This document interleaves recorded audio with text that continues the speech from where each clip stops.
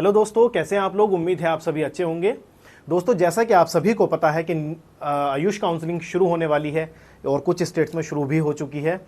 तो अभी सभी स्टूडेंट्स क्या करने वाले हैं कि अपना कॉलेज किस तरह से चूज़ करें, सभी कंफ्यूज्ड हैं इस बारे में।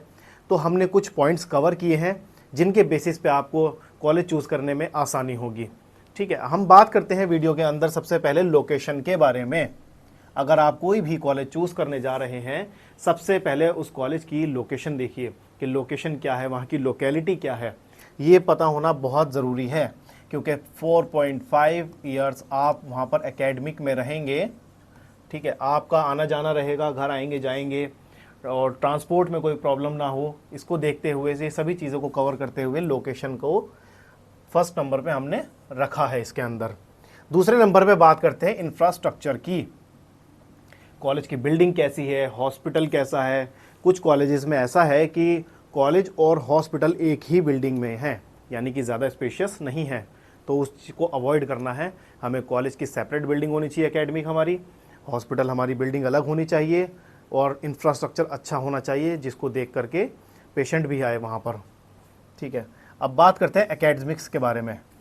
अब एकेडमिक का पता कैसे चलेगा। एकेडमिक का पता या तो आप फिज़िकल जाएं वहाँ पर और उसके बारे में जानें कॉलेज के बारे में, और अगर आप फिज़िकली नहीं जा पा रहे हैं, अगर आप चाहते हैं कि ऐसे ही हमें पता चल जाए, तो सबसे बढ़िया तरीका है कॉलेज का सोशल अकाउंट देखिए। इंस्टाग्राम पे आप देख सकते हैं, यूट्यूब पर आप देख सकते हैं, या फेसबुक पे आप देख सकते हैं। उन सोशल अकाउंट में स्टूडेंट्स वहाँ पर ज़रूर कनेक्ट होंगे। कॉलेज के जो कॉलेज के स्टूडेंट्स हैं उनसे कनेक्ट कीजिए। उनसे कनेक्ट करने के बाद उनसे कांटेक्ट करिए।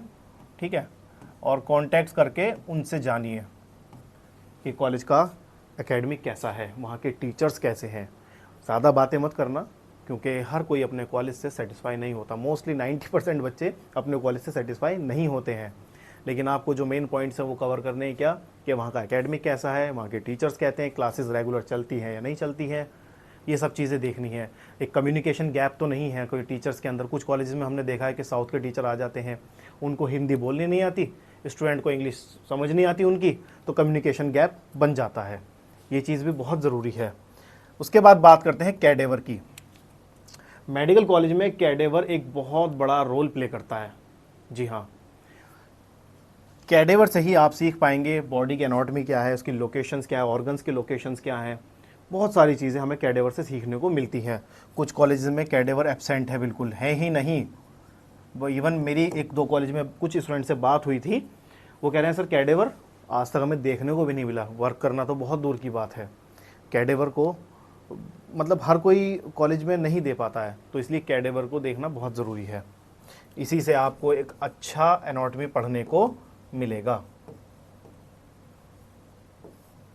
ठीक है, अब बात करते हैं पेशेंट फ्लो की। पेशेंट फ्लो को हमने लास्ट में इसलिए रखा है, देखिए पेशेंट फ्लो कम होगा चल जाएगा, लेकिन आपको 4.5 साल कॉलेज में रह के पढ़ना है। आपको लोकेशन देखनी पड़ेगी, लोकेशन कैसी है, इंफ्रास्ट्रक्चर देखना होगा, एकेडमिक देखना होगा, ये चीज़ कैडेवर कवर करनी होगी, कैडेवर है या नहीं है वहाँ पर, पेशेंट का क्या है। 1 साल इंटर्नशिप कर रहे हो ना, सब कवर हो जाएगा वहाँ पर। बहुत पेशेंट मिलेंगे, इतने पेशेंट मिलोगे एक समय को ऐसा लगेगा ऊब जाओगे आप लोग, समझ नहीं आएगा सर मतलब इतना पेशेंट आ रहा है।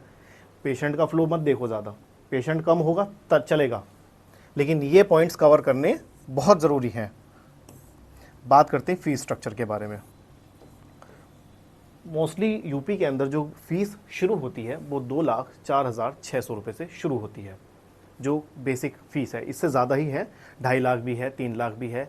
लेकिन कुछ कॉलेजेस ओवर प्राइज्ड होते हैं, ओवर प्राइज होते हैं वो। जैसे कि मैं अगर बात करूं SGT गुड़गांव की, 4-5 लाख रुपए फ़ीस लेते हैं। क्या तुक नहीं है, कोई तुक नहीं बनती कि इतना फ़ीस लें वो। अगर फ़ीस ले भी रहे हैं तो बच्चों को कुछ उसके बदले मिलना भी चाहिए, वैसी फैसिलिटीज़ मिले। तो वो फ़ीस का देखना बहुत ज़रूरी है। ओवर प्राइस नहीं होना चाहिए, बजट फ्रेंडली फ़ीस होनी चाहिए कॉलेज की। और इसके बारे में अगर हम बात करें तो ऐसे प्राइवेट कॉलेजेस बहुत सारे हैं जिनकी 2,04,600 रुपये फ़ीस है, 2.5 लाख है, 3 लाख है। और एक बात और मैं आपको बता दूं, इस बार NCISM के अकॉर्डिंग जो नोटिफिकेशंस निकले हैं वहाँ से वो ये पता चल पा रहा है कि कुछ कॉलेजेस अपनी फ़ीस इंक्रीज़ करने जा रहे हैं। यहाँ तक कि अभी कोई मतलब श्योरिटी तो नहीं है, लेकिन ये सुनने में आ रहा है कि 20% फीस बढ़ेगी, 20% का इंक्रीमेंट होने जा रहा है फीस में।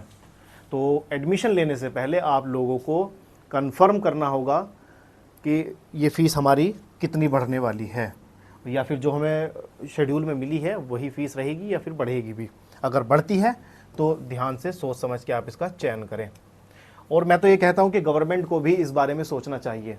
आए दिन फ़ीस बढ़ जाती है, हर साल बच्चों पर बर्डन बढ़ता जा रहा है, कंपटीशन बढ़ रहा है, मैं समझता हूँ, लेकिन फिर भी एक लिमिट में फ़ीस होनी चाहिए। अगर फ़ीस बढ़ रही है तो उसका एक ड्यूरेशन होना चाहिए कि मान लीजिए आज हमने फ़ीस बढ़ा दी और ये 10 साल तक अब नहीं बढ़ेगी, ठीक है। ये चीज़ गवर्नमेंट को सोचना चाहिए इस बारे में। तो ये सब पॉइंट्स हमने कवर किए हैं, आप भी इन पॉइंट्स को कवर करें और देखिए जो आपको बेस्ट लगता है वो कॉलेज आप चूज़ कीजिए। लेकिन जो पॉइंट्स हमने बताए हैं, लोकेशन, इंफ्रास्ट्रक्चर, एकेडमिक, कैडेवर, ये चीज़ बहुत ज़रूरी है।